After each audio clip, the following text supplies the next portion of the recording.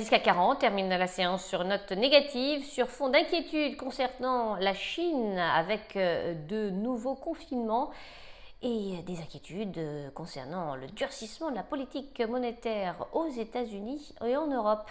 Parmi les valeurs qui se sont distinguées ce lundi, on retrouve Vivendi. Le groupe de médias a dévoilé pour son premier trimestre un chiffre d'affaires en progression de 13,4%, en données publiées de 7,9% sur une base organique à 2,38 milliards d'euros, profitant d'une dynamique positive pour ses filiales Canal+ et Havas.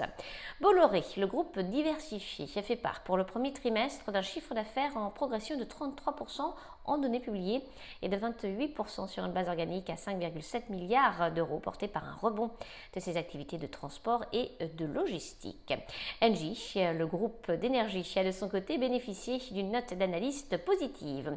Dans le reste de l'actualité, Icade, la foncière, a dévoilé pour le premier trimestre un chiffre d'affaires en progression de 6,1% à 390 millions d'euros.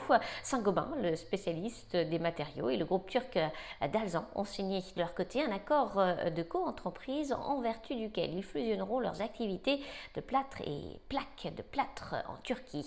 Et puis Technip Energies, le spécialiste de l'ingénierie et des technologies, a dégagé pour le premier trimestre un résultat net de 72,5 millions d'euros contre 44,2 millions un an auparavant. Le groupe a confirmé ses perspectives pour l'exercice en cours. Enfin, Valneva, société spécialisée dans les vaccins, a plongé après avoir reçu une nouvelle liste de questions de l'Agence européenne des médicaments concernant son vaccin inactivé contre le Covid-19.